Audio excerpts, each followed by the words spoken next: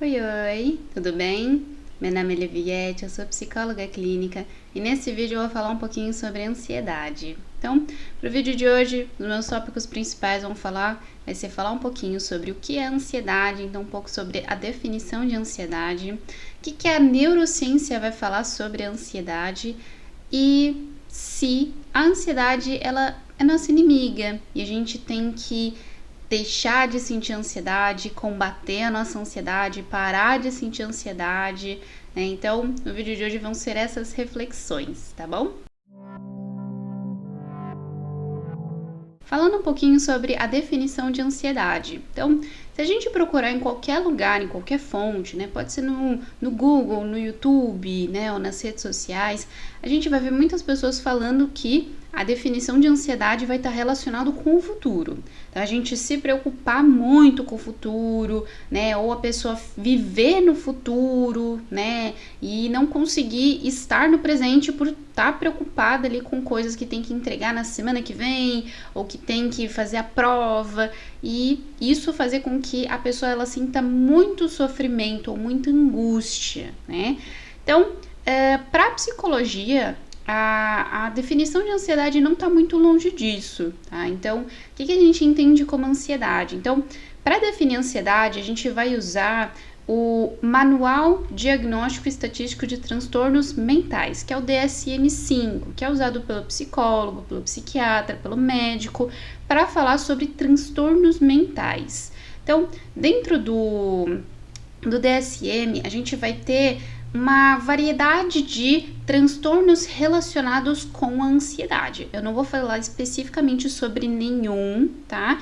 Mas sobre as definições mais gerais de ansiedade que a gente vai ver ali que podem estar em vários transtornos, em vários diagnósticos de ansiedade, tá? Então, qual é a definição principal que a gente dá para ansiedade na psicologia? A gente vai falar que o indivíduo ansioso é uma pessoa que está excessivamente preocupado com coisas que podem ou não vir a acontecer no futuro. Então, sim, é uma pessoa que vai estar realmente voltada, né, para questões do futuro, para preocupações do futuro, mas que é excessivo, né? Tão desgastante a ponto da pessoa começar a ter sintomas fisiológicos. Então, esses sintomas, eles são aqueles sintomas bem que a gente sempre vê ali nas crises de ansiedade, principalmente, né? Que é o quê? Falta de ar, taquicardia, né? Então, o coração ela acelera e são muitos batimentos cardíacos por minuto. Tem a palpitação, que é quando o coração dá uma batida mais forte, a gente sente aquilo é estranho.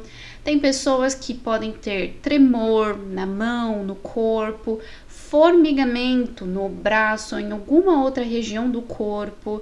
São pessoas que podem ter também suor, então começa a suar excessivamente mesmo não estando do calor, né? Ou tem alguns pacientes também que relatam, né, que a temperatura aumenta ou a temperatura diminui, que eles acabam tendo que ir no banheiro ou tem uma dificuldade de ir no banheiro ou sente dor de cabeça. Então, alguns sintomas eles são mais gerais e praticamente todo mundo sente, e alguns já são mais específicos e depende do organismo de cada um. Mas quando a gente fala de ansiedade, a gente tá falando desses sintomas que podem aparecer em uma crise de ansiedade e em uma crise de pânico também. Ok, e o que acontece? Muitos pacientes chegam para mim na clínica e falam, né, que tiveram uma crise de ansiedade tão forte a ponto de ter que ir pro hospital, achando que estava tendo um ataque cardíaco.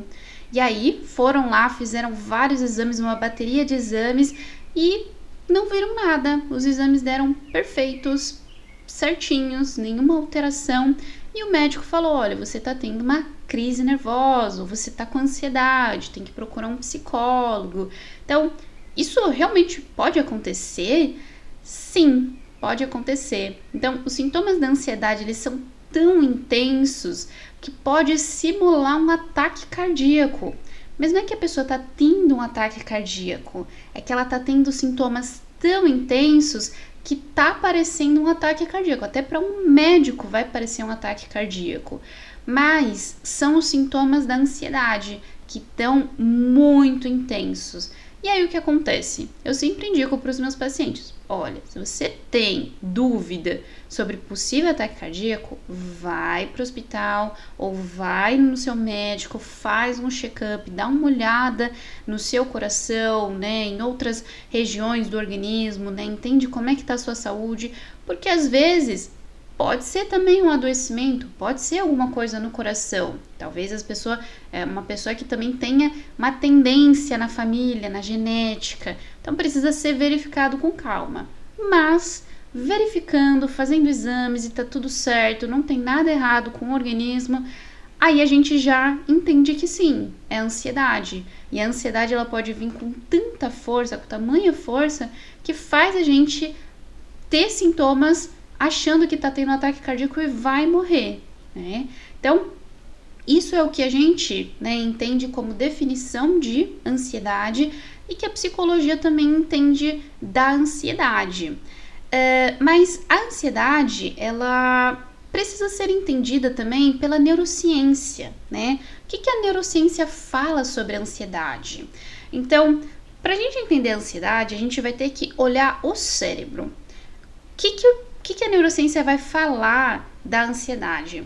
A ansiedade ela vai estar correlacionada com um mecanismo de defesa do nosso organismo. Então, quando a gente está em perigo, em uma situação de risco de vida, o nosso organismo ele entra em fase de sobrevivência, né? Em um mecanismo de sobrevivência para proteger o organismo. Nesse momento é secretado vários hormônios no nosso corpo. Então, imagina que quando existiu lá os nossos antepassados lá na era da Pedra Lascada e eles davam de frente com o tigre e com o leão, eles ativavam ali um mecanismo de defesa deles. Que mecanismo de defesa é esse que eles ativavam? É um mecanismo chamado mecanismo de luta ou fuga. É um mecanismo que está presente em todos os seres vivos, porque todos os seres vivos têm um instinto de sobrevivência. No ser humano, ele vai condizer com a nossa região cerebral mais arcaica. Então, é uma região cerebral que vai estar ligado principalmente com o instinto de sobrevivência. Então, quando a gente se depara com um perigo, é desencadeado esse mecanismo de defesa. Como é que esse mecanismo de defesa funciona? Lá nos nossos ancestrais, quando eles se davam de frente com o tigre e com o leão, eles tinham algumas opções. Eu posso lutar contra esse tigre e leão, eu posso fugir ou, né, também tenho paralisar. Então, nos nossos ancestrais, esse era o momento que o mecanismo de luta ou fuga desencadeava vários hormônios no corpo dessa pessoa e fazia com que ou ele conseguisse lutar com o dobro da força contra essa ameaça ou fugisse com o dobro da velocidade para conseguir sobreviver. Significa que o nosso organismo ele liberou hormônios para ajudar essa pessoa a sobreviver a essa ameaça. Que hormônios foram esses? São vários, mas eu vou citar alguns daqui que são os mais interessantes para a gente agora. Nosso organismo libera cortisol, que é o hormônio do estresse, libera adrenalina, noradrenalina e muitos outros hormônios que vão fazer a gente entrar num modo de alerta. E é isso que é a ansiedade. A ansiedade é esse estado de alerta em que a gente está reagindo a uma situação de risco para sobreviver. Então, nos nossos ancestrais fazia sentido, né? Então, ou eles vão lutar contra esse tigre, contra esse leão, ou eles vão fugir e vão sobreviver. Mas hoje em dia, no mundo contemporâneo que a gente vive, a gente ainda bem que não vê nenhum tigre, nenhum leão pela rua, né? Fora de casa, né? Então, como é que esse mecanismo age hoje em dia, né? Então, vamos dizer que no mundo contemporâneo que a gente vive, as ameaças elas são muito mais complexas, porque hoje em dia uma ameaça para o nosso organismo vai ser uma prova que a gente tem que fazer, vai ser o nosso chefe berrando na nossa orelha, ou vai ser uma conta, um boleto para a gente pagar. Isso desencadeia no organismo um estado de sobrevivência. Isso está me ameaçando. Como é que eu vou lidar contra essa ameaça? Só que aí é que entra a questão. O mecanismo de luta ou fuga já não é mais adaptativo para o mundo em que a gente vive. Porque como é que você vai lutar contra um boleto? Até dá, você pode picotar o boleto e pronto, tirou da minha frente. Mas ele vai estar cobrando juros, em algum momento você vai ter que pagar. Dá para fugir do boleto? Dá, mas vai dar na mesma coisa. Ele vai ficar cobrando juros e em algum momento você vai ter que pagar ou não. Então, hoje em dia, né, esse mecanismo de luta ou fuga, ele já precisa ser adaptado, porque ele não está mais tão eficiente quanto na época dos nossos ancestrais. Então, quando a gente se depara com uma situação em que a gente se sente desconfortável, se sente ameaçado, se sente em perigo, o nosso organismo vai desencadear esse monte de hormônio no nosso organismo e vai ativar um mecanismo de luta ou fuga para a gente se preparar para lidar com essa ameaça. Nisso, vai liberar o cortisol, que é o hormônio do estresse, que faz a gente ficar mais atento, ouvir tudo que está ao nosso redor. Vai também liberar a adrenalina, fazer a gente ficar super ligado, com uma energia muito grande. E vários outros hormônios que vão atuar aí nesse estado de alerta, nesse estado de ansiedade, né? Então, isso é para a gente entender como que a ansiedade, ela não é uma doença ou ela não é algo externo. Ela é um mecanismo de defesa do nosso organismo. Faz parte do nosso organismo como uma forma de defender a gente de coisas que podem ameaçar a nossa vida. Então, se todos nós temos essa região no nosso cérebro, é entender que todo mundo tem ansiedade. Todo mundo tem esse mecanismo dentro de si. O que muda então?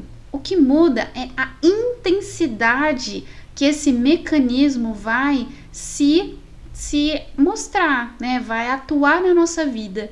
Então tem pessoas que não são tão ansiosas, então elas se deparam com uma situação, que nem uma prova, que poderia deixar outras pessoas muito nervosas, mas elas tá tudo bem, né? Não tô tranquilo, tô bem, né?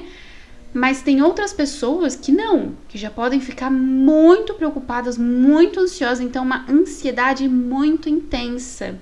Então, tá aí essa questão. A gente tem que aprender a modular a nossa ansiedade, aprender a lidar com o que está nos causando ansiedade, por que está nos causando ansiedade e aprender a conviver com ela.